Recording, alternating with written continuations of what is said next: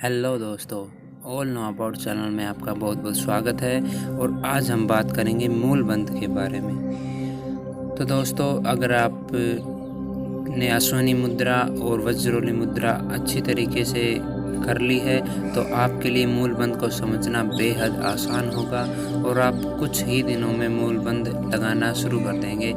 अगर आपने वज्रोली क्रियाविधि व अश्वनी मुद्रा के बारे में अभी तक नहीं पढ़ा है तो मैं लिंक डिस्क्रिप्शन में दे दूंगा। आप वहां से इन दोनों वीडियो को देखकर अच्छी तरीके से जानकारी प्राप्त कर लीजिए और उन्हें लगाने का प्रयास कीजिए।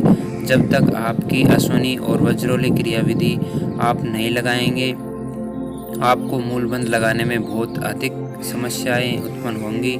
सो पहले आप उसे देख लीजिए और चलिए अब शुरू करते हैं कि मूलबंध कैसे लगाते हैं। दोस्तों, मूलबंध मूलाधार चक्र से संबंधित है जो रीढ़ की हड्डी के पास पाया जाता है। इसे उत्तेजित करने का सबसे अच्छा तरीका ये है, हमारे पुराण में एक शब्द है लम। अगर आप वज्रोली क्रियाविधि व अश्वनी मुद्रा दोनों को एक साथ लगाकर लम शब्द बोलते हैं तो आप महसूस करेंगे कि एक चोट सी पड़ती है हमारे मूलाधार चक्र पर। इससे आपको थोड़ा सा ज्ञान होगा कि हमें यहाँ ध्यान केंद्रित करना है। और आप अगर इससे भी आपको अगर पता नहीं चलता है कि हमें ध्यान कहाँ केंद्रित करता है तो मैं आपको बताता हूँ। आप अपने लिंग और गुदा दोनों के मध्य मिड पॉइंट में आप वहाँ से अपना ध्यान केंद्रित करें और ऊपर की तरफ वहाँ की मसल्स को उठाएं। आप देखेंगे कि वज्रोली क्रियाविधि व अश्वनी मुद्रा जहाँ पर दोनों ख़त्म होती है वहीं से मूलाधार चक्र की शुरुआत होती है। तो दोस्तों, जब आप अपने लिंग व गुदा के मध्य के स्थान में अपना ध्यान केंद्रित करते हैं और वहाँ की मसल्स को ऊपर उठाते हैं तो आप देखेंगे कि एक ऐसा अनुभव आपको प्राप्त होगा कि जैसे आप की ऊर्जा ऊपर की तरफ जा रही है, रुक कर तेजी से ऊपर की ओर कुछ उछलने जैसा आभास होगा। तो आप समझ जाइए कि आप उस मसल्स पर सही ध्यान लगा रहे हैं। धीरे धीरे अगर आप प्रयास करेंगे तो उस मसल्स को पूर्णतः पहचान जाएंगे।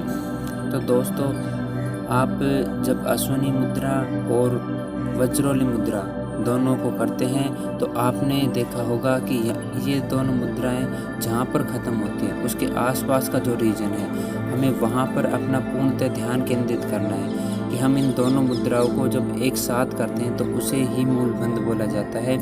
कि आप वज्रोली और अश्वनी मुद्रा इन दोनों के बजाय अगर मूलबंध करते हैं तो ये दोनों के बराबर ही होता है। आप वज्रोली व अश्वनी मुद्रा का लगातार प्रयोग करते रहें और साथ ही साथ मूलबंध भी लगाते रहें तो इससे आपकी मसल्स अच्छी तरीके से पहचानने में आपको काफ़ी मदद भी मिलेगी और अच्छी तरीके से आप अपने मूलाधार चक्र जो कि जड़ मानी जाती है कुंडलिनी जागरण की, उसको सक्रिय कर पाएंगे। दोस्तों, आप मूलबंध को खड़े होकर या कुर्सी पर बैठकर नहीं लगा सकते। इसके लिए आपको सुखासन, वज्रासन इत्यादि आसनों में बैठना होगा। अगर आप इस आसन को खड़े होकर या ऐसे लगाते हैं तो आपको बिल्कुल भी इसमें कोई फ़ायदा नहीं होगा और ये सही तरीके से नहीं लगेगा। आप एक साफ स्थान पर आराम से बैठ जाएं, आपका मन बिल्कुल शांत हो। और दोस्तों, मूलबंध आप सुबह ही लगाएं जब आपका पेट पूर्णतः खाली हो। अगर आपकी कब्ज रहती है या आपका पेट पूर्णतः साफ़ नहीं होता है तो उस वीडियो का भी डिस्क्रिप्शन में लिंक नीचे दे दूंगा। आप वहां से जाकर आप देख सकते हैं कि आप कैसे जल्द से अपना पेट पूर्णतः साफ़ कर सकते हैं। तो दोस्तों, मूलबंध लगाने के लिए आप आराम से बैठें, मन में विश्वास रखें।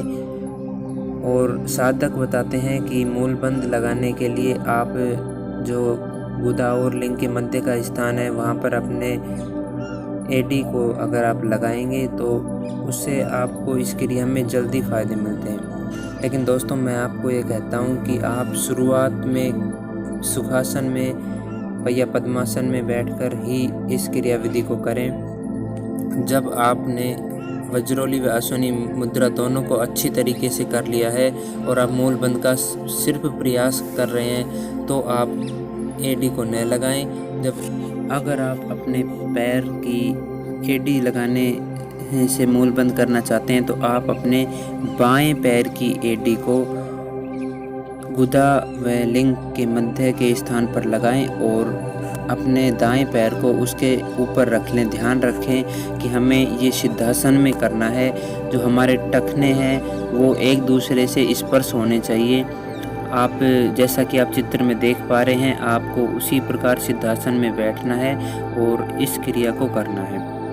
इससे क्या होगा कि जैसे कि आप अपने बाएं पैर की एडी को इस स्थान पर रखते हैं, तो आपको इसमें अधिक प्रयास नहीं करना पड़ेगा। जब भी आप अपने मूल बंद लगाएंगे तो आपको ऐसा एहसास होगा कि हाँ, हमारे जो ऊर्जा है वो सही तरीके से ऊर्ध्वगामी हो रही है, जिससे आपको बहुत अच्छा ज्ञान प्राप्त होगा। दोस्तों, इंटरनेट पर प्राप्त किसी अन्य जानकारी या किसी फेक न्यूज़ पर आप बिल्कुल भी विश्वास न करें। आप अगर इन मूल बंद और इन क्रियाओं को करते हैं तो हम जैसा बता रहे हैं आप उसी तरीके से प्रयास करें। अपनी तरफ से कोई दूसरा या अन्य नुस्खा इसमें प्रयोग ना करें, इससे आपको हानि भी हो सकती है और आपको आगे चलकर परेशानियों का सामना भी करना पड़ सकता है।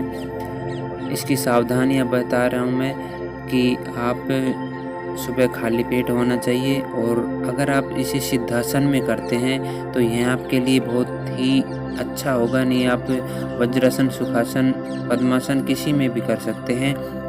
और दोस्तों, इसे करते समय आप अपनी सांसों पर शुरुआत में बिल्कुल भी ध्यान न दें। जैसा कि मैंने पहले की वीडियो में भी बताया है कि आपकी सांस निरंतर चलती रहे। आप अंत कुंभक और बाह्य कुंभक के साथ इसे न करें। आप न ज़्यादा अधिक सांस रोकें, न अधिक छोड़ें। जैसे आप सामान्य सांस लेते हैं वैसे ही इस क्रिया विधि को पूरा करें और आराम से करें। आप देखेंगे कुछ ही दिनों में आपको उस मसल्स का पूर्णतः ज्ञान हो जाएगा और धीरे धीरे आप इस क्रिया को पूर्णतः कर पाएंगे। तो दोस्तों, अगर आपको जानकारी अच्छी लगी तो वीडियो को लाइक व चैनल को सब्सक्राइब ज़रूर कर लेना। तो चलिए अब बात करते हैं कि इस क्रिया विधि को करते समय हमें कितना समय या कितने समय में हमें करना चाहिए। तो दोस्तों, जो मूल बंद की क्रिया है वो आप सुबह 5 से 10 मिनट के अंदर ही करें।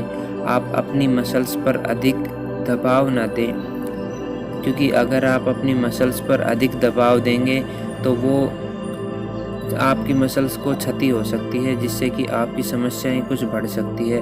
आपको आराम से करना है। अगर आपको कुछ समझ में नहीं आ रहा तो आप हमें कमेंट कर भी बता सकते हैं। आपकी समस्या का तुरंत समाधान हो जाएगा। आप अपनी तरफ से आराम से करें, कोई अधिक जोर न लगाएं इन क्रिया विधि में करने में, क्योंकि दोस्तों मुद्राएं व बंद लगाने में आपको अपना आत्म बल लगाना है, न कि आपका बाह्य बल। आप आराम से इस क्रिया विधि को करें।